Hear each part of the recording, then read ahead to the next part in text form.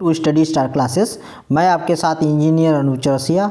हम लोग advance maths के एक्सपेक्टेड क्वेश्चन जो रेलवे एनटीपीसी की दृष्टि से हो सकते हैं उनको पढ़ रहे हैं, जिसमें एक जो है लेक्चर पूरा हो चुका है और अब उसी कड़ी में ये दूसरा लेक्चर हम लोग पढ़ने जा रहे हैं। और इसके जो भी इम्पॉर्टेंट क्वेश्चंस हो सकते हैं मैं केवल उसी इम्पॉर्टेंट क्वेश्चंस को डिस्कस करूंगा और इधर उधर की कोई बात ना करके। चलिए स्टार्ट करते हैं। पहला क्वेश्चन, इसका एक टाइप का क्वेश्चन पिछले आपने वीडियो में देखा था, ये दूसरा टाइप का क्वेश्चन है और जो कि काफ़ी बार पूछा गया है। ये भी क्वेश्चन देखिए, क्वेश्चन क्या कह रहा है। ए बी तथा सी डी दो समांतर जीवाएं हैं जो वृत्त के केंद्र के विपरीत दिशा में हैं। दोस्त आप वीडियो को पॉज करके करने की कोशिश करें, देखिए हो रहा है कि नहीं हो रहा है, फिर बाद में इसको देखना। मैं फिलहाल आपको बताऊंगा। यहाँ दो समांतर जीवाएं हैं जो वृत्त के केंद्र के विपरीत दिशा में हैं। ए बी 10 सेंटीमीटर तथा सी डी भी 24 सेंटीमीटर है और वृत्त की त्रिज्या 13 सेंटीमीटर है। तो बताया उन दोनों, यहाँ पर युवाओं लिखा है, युवाओं में नहीं है दोस्त, ये थोड़ा सा गलत हो गया है, यहाँ पर जीवाओं लिखा है। वो दो जीवाओं के बीच की दूरी क्या होगी, ये पूछा आपसे। चलिए देखते हैं क्या है। ठीक है, तो आपको दो जीवाएं दे रखी हैं, ये एक सर्किल ले लीजिए आप।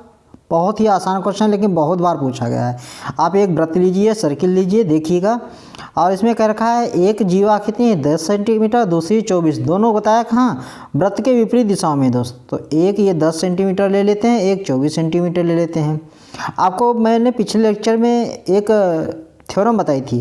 क्या बताया था, अगर जो कोई भी जीवा हो और सेंटर से अगर उस पर परपेंडिकुलर डाला जाए तो वो जीवा को दो बराबर भागों में विभाजित करती है। ये बहुत इंपॉर्टेंट थ्योरम है, नोट करके रख लें दोस्त आप। हाँ, बहुत ही इंपॉर्टेंट थ्योरम है। इसी तरीके से ये बता रखा दो जीवाएं विपरीत दिशा में हैं। अगर जो हम यहाँ से इस पर डालें एक परपेंडिकुलर और इधर से एक परपेंडिकुलर डालें तो दोनों जीवाओं को क्या करेगी, दो बराबर भागों में विभाजित करेगी ये परपेंडिकुलर। यानी नीचे वाले की अगर हम 24 सेंटीमीटर लेते हैं तो ये इधर वाली कितनी हो जाएगी 12, और ये पूरी अगर 10 थी तो इधर वाली कितनी हो जाएगी 5। ठीक है, आपको ये सेंटर माना था आपने, केंद्र ये माना है ओ, और बताया त्रिज्या कितनी है 13 सेंटीमीटर। ये मान लो एक त्रिज्या है 13 सेंटीमीटर। तो आप देखो ये क्या है, कोण 90 अंश का, ये बन गया आपका समकोण त्रिभुज। तो 13 का स्क्वायर 169, 13 का स्क्वायर कितना हुआ 169। ठीक है, और 5 का 25, तो आप इसका निकालेंगे अंडर रूट तो कितना आ जाएगा 144। 144 का आधा, 144 का अंडर रूट कितना हुआ 12, यानी ये कितना आ गई 12। इसी तरीके से ये त्रिज्या फिर से मिलाएं ऐसे। ये आपका क्वेश्चन तभी हो पाएगा जब इसको आप समझेंगे और ये त्रिभुज बना पाएंगे इस तरीके से। मतलब ये फिगर बनाना इम्पॉर्टेंट है। ये 12 है, ये 13 है, तो इस बार ये कितना आ जाएगा 5। पाइथागोरस थ्योरम अप्लाई कीजिए। 13 का स्क्वायर 169 और 12 का स्क्वायर 144, 169 और 12 का स्क्वायर 144। पाइथागोरस थ्योरम आप लगाएंगे और इसका अंडर रूट कितना आ जाएगा 25। तो 25 का अंडर रूट निकालोगे कितना आएगा 5, यानी ये कितना आ गया 5। तो टोटल कितना हो गया 12 5 17। तो आंसर आपने देखा कौन सा, ऑप्शन नंबर आपका पहला ए। ठीक है, आपने उम्मीद करता हूँ कर लिया होगा। चलिए देखते हैं नेक्स्ट क्वेश्चन क्या कहता है। ठीक है, नेक्स्ट क्वेश्चन देखिएगा। नेक्स्ट क्वेश्चन आपकी स्क्रीन पर आ चुका है, आप करने की कोशिश करें। देखो आज जो है 28 तारीख है, 28 दिसंबर है। आज ने अगर जो किसी ने एनालिसिस किया है क्वेश्चनों का तो उसमें त्रिभुज पर बेस्ड क्वेश्चन पूछे गए हैं। त्रिभुज के कोण पर आने वाले पेपरों में पूरी की पूरी संभावना बनती है। ये समझ लो कि इन कोणों पर क्वेश्चन पूछे जाएंगे। अब आगे क्वेश्चन टिपिकल करता चला जाएगा और क्वेश्चन टिपिकल करता जाएगा। तो जैसे आज का क्वेश्चन एक था, मैं इसी पर बताना चाहूँगा आपको। बहुत आसान क्वेश्चन आया था, कहा था किसी त्रिभुज के 3 कोण दे रखे थे। कैसे दिए थे मैं उस आपको एनालिसिस करके बताता हूँ। एक कोण दिया था 20 डिग्री, एक कोण दिया था 30 - 8 डिग्री और एक कोण दिया था आपको 50, सॉरी एक दिया था 2 थीटा, एक दिया था 2 थीटा, एक दिया था 3 थीटा - 8 डिग्री और एक दिया था 5 थीटा। और ये त्रिभुज के तीनों कोणों का मान दे रखा था। कहा था सबसे स्मॉलेस्ट कोण बताओ, सबसे छोटा कोण। देखो कितना आसान है। तो आप क्या करेंगे, ये त्रिभुज, ये आज के क्वेश्चन पेपर में पूछा गया था फर्स्ट शीट में। यहाँ 2 थीटा है, ये 3 थीटा। आप लोगों को खूब भर भर के क्वेश्चन कराएं, कितने आसान क्वेश्चन आए हैं। जिसने अगर लेक्चर्स किए थे मेरे तो A to Z क्वेश्चन फंसे हैं। इसी तरीके CI में बहुत आसान सा क्वेश्चन पूछा था। CI का तो सीट का क्वेश्चन मेरे आया है, अगर आपने पढ़ा हो। इसमें CI में क्या दिया था, 2 साल का SI दे रखा था, 2 साल का SI दिया था और आपको रेट ऑफ इंटरेस्ट दे रखा था, तो 2 साल का बता था CI। बताओ, बहुत आसान क्वेश्चन है। आपने अगर हमारे लेक्चर्स पढ़े या हमारी शीट देखी है तो उसका as it is question number 44 है, पेज नंबर 2 में आप उठा करके देखिएगा। तो इस तरीके से क्वेश्चन, तो अब ये क्वेश्चन धीरे धीरे बढ़ते जाएंगे, इनका लेवल बढ़ता जाएगा, तो अब इस टाइप के क्वेश्चन आना स्टार्ट हो जाएंगे, जैसा ये यहाँ पर लिखा है। चलिए इसको देखा जाए। यहाँ दिया दो संपूरक कोण 2:3 के अनुपात में है, प्रत्येक कोण कितने डिग्री का है। आप लोग वीडियो पॉज करके देखें, क्या कर पाते हैं। पहली बात आपको ये पता होना चाहिए संपूरक कोण और कोटिपूरक कोण होते क्या हैं, क्या आपको पता है। तो संपूरक कोण क्या होता है उसको समझे। संपूरक कोण मालूम होना चाहिए। इंग्लिश मीडियम अगर कोई है तो संपूरक को कहते हैं कॉम्प्लीमेंट्री एंगल, और एक होता है कोटिपूरक, उसको कहते हैं संपूरक को कहते हैं सप्लीमेंट्री और कोटिपूरक को कहते हैं कॉम्प्लीमेंट्री। ठीक है, संपूरक कोण ऐसे दो कोण जिनका योग कितना होगा, उनका योग होगा 180, और कोटिपूरक ऐसे कोण जिनका योग होता है 90 डिग्री। समझ रहे ना। संपूरक ऐसे कोण, मान लो एक कोण थीटा ले लो और दूसरा कोण अल्फा ले लो, तो इन दोनों का अगर आप कोण क्या कहोगे 180 अगर दोनों का होगा तो ये क्या होंगे, संपूरक कोण होंगे। और एक कोण थीटा लेते हो, एक कोण अल्फा लेते हो, और इनका कोण अगर 90 डिग्री हो जाए तो वो होता है पूरक या कोटिपूरक। ये बात समझो। इन पर क्वेश्चन आने की पूरी संभावनाएं हैं। आगे नेक्स्ट क्वेश्चन एग्जाम में जब आएगा तब आपको समझ में आएगा, अभी ध्यान नहीं दे रहे हो।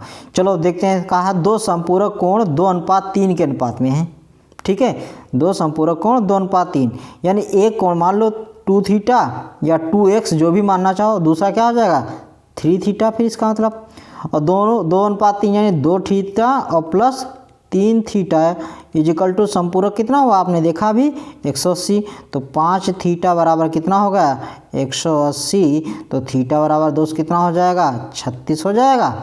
5 से इसको डिवाइड कर दो, 5 × 15, 5 × 36 डिग्री थीटा आया है। तो कहा प्रत्येक कोण बताओ, तो 36 दूना 1 कितना हो जाएगा 36 दूना 72, और 1 36 3 कितना हो जाएगा 108। ठीक है, 72 और 108। देखो कौन सा ऑप्शन सही है। ऑप्शन नंबर आपने देखा, ऑप्शन नंबर 3। बहुत आसान है, लेकिन ये जब बहुत लोग पेपर में इसको कंफ्यूज हो जाते हैं। कोटिपूरक क्या होता है, संपूरक क्या होता है। मैं बार बार कह रहा हूँ, संपूरक मतलब क्या होता है। संपूरक ऐसे कोण जिनका कोण कितना होगा, जिनका योग कितना होगा 180 होगा। ये कॉन्सेप्ट आपको आना ही आना चाहिए, ध्यान रखिएगा। चलिए नेक्स्ट क्वेश्चन देखते हैं इसी पर।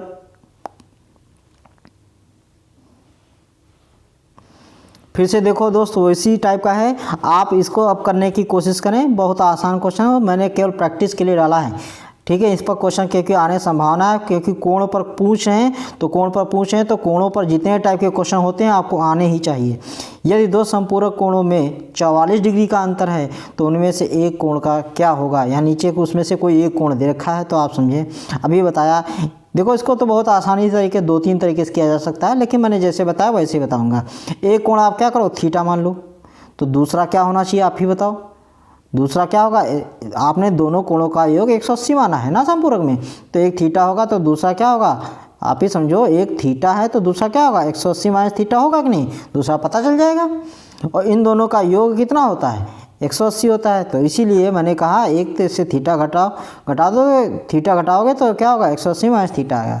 अब दोनों का अंतर बताया है, यानी एक थीटा से अगर इसको घटा दें 180 माइनस थीटा, तो उनका अंतर कितना आया है 44 डिग्री। समझे, दोनों कोणों का अंतर थीटा माइनस ये वाला 44 आ गया।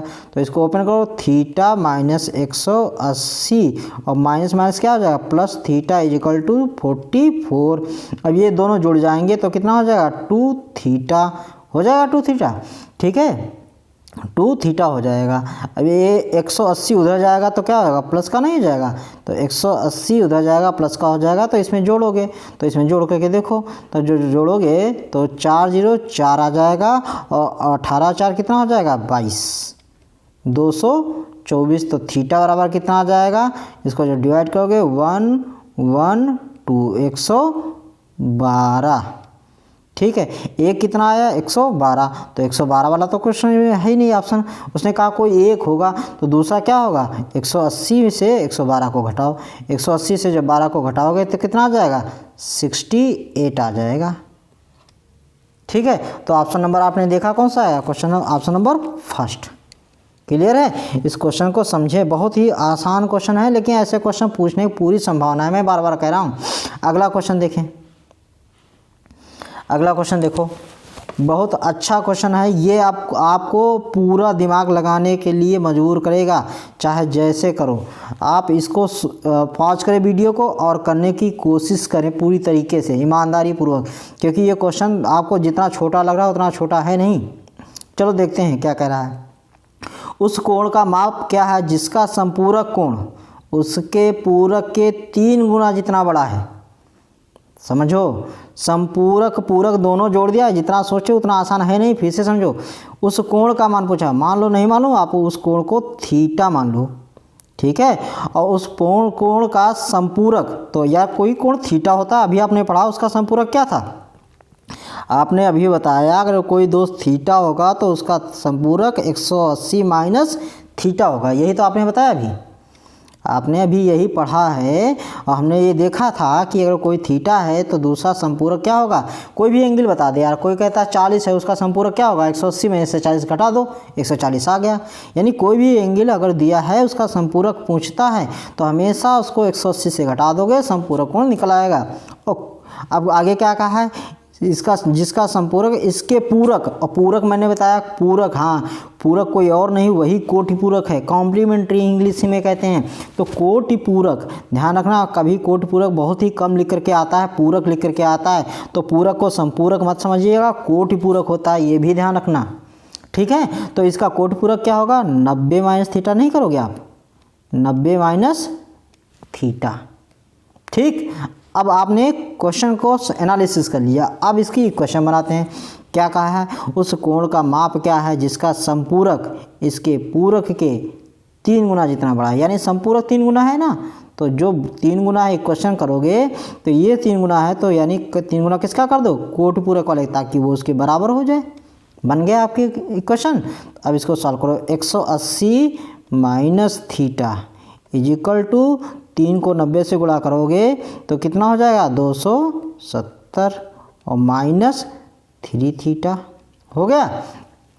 3 थीटा को इधर लेकर के आओ, प्लस का हो जाएगा तो कितना हो जाएगा, और 3 थीटा से 2 थीटा घट जाएगा, 3 थीटा से थीटा जाएगा तो कितना हो जाएगा 2 थीटा, और 270 है और ये 180 उधर चला जाएगा, कितना हो जाएगा 90, तो थीटा बराबर कितना आ गया 45। ये वही कोण है जो इसने बताया है। तो देखो ऑप्शन नंबर कौन सा आया, ऑप्शन नंबर आपका सी आ गया। ठीक है, क्लियर हो गया होगा। बहुत अच्छा इंपॉर्टेंट क्वेश्चन है, जितना छोटा है उतना इसमें माइंड लगाना है। ठीक है दोस्त, चलिए इसी पर प्रैक्टिस करते हुए आगे की ओर बढ़ें। अगला क्वेश्चन देखें आप, फिर से उसी सीरीज का एक और क्वेश्चन आ गया। एक समबाहुभुज का प्रत्येक भीतरी कोण, एक समबाहुभुज का प्रत्येक भीतरी कोण बाह्य कोण से दुगुना है, तो बहुभुज में भुजाओं की संख्या बताओ। आपको एक ही जैसा नहीं मिल रहा हर बार, देखो थोड़ा थोड़ा चेंज करते हैं, ऐसे ही क्वेश्चन बनते हैं दोस्त।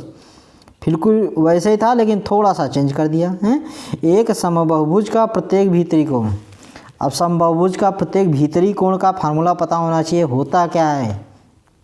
तो समबाहुभुज का प्रत्येक भीतरी कोण क्या होता है, प्रत्येक बाहरी कोण क्या होता है, बहुभुज में कोणों विकर्णों की संख्या क्या होता है। हाँ, ये भी बहुत इंपॉर्टेंट है, बहुभुज में विकर्णों की संख्या का क्या फार्मूला होता है, बहुत बार क्वेश्चन पूछे गए हैं। चलो इसमें क्वेश्चन नहीं है, मैं फार्मूला बता दे रहा हूँ, फिर क्वेश्चन किसी दिन सॉल्व करके बताऊँगा। बहुभुज में विकर्णों की संख्या हमेशा n(n-3/2), पेन कापी उठाओ नोट डाउन कर लो। बहुभुज में विकर्णों की संख्या क्या होती है, n(n-3/2). ठीक है, ये एक हो गया।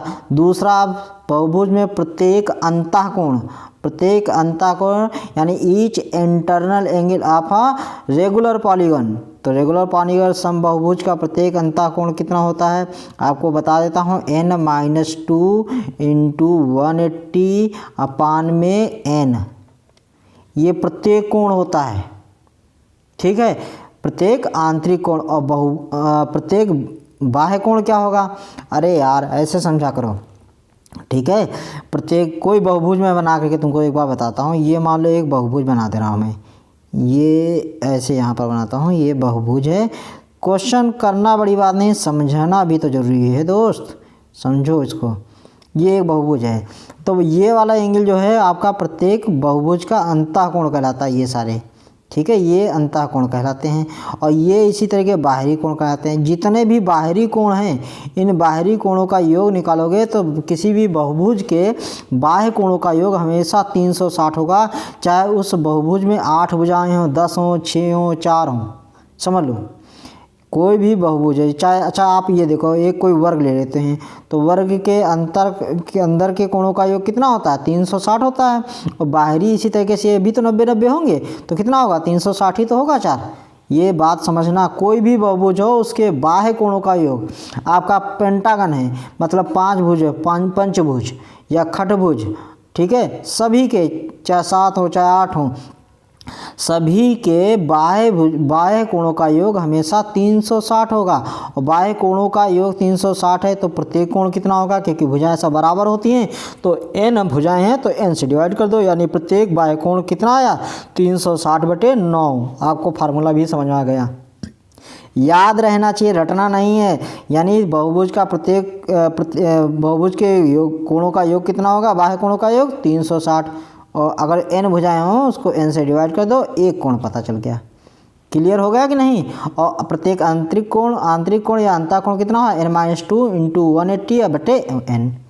कॉन्सेप्ट क्लियर हुआ। अब चलो क्वेश्चन कर लेंगे। क्वेश्चन अब देखते हैं क्या कहता है क्वेश्चन, समझो। एक समबाहुभुज का प्रत्येक भीतरी कोण आपने पढ़ा था, अभी आपने पढ़ा n-2 इंटू 180, यही तो पढ़ा आपने, n-2 इंटू 180/n भीतरी कोण। और बाह्य कोण क्या कह रखा है, प्रत्येक बाह्य कोण कितना था, 360/n। ठीक है, 360/n बताया। प्रत्येक भीतरी कोण बाह्य कोण से दुगुना है। ठीक है, बाह्य कोण से दुगुना है कौन, प्रत्येक भीतरी कोण दुगुना है, तो दुगुना किसका करूँगा मैं, बाह्य कोण का।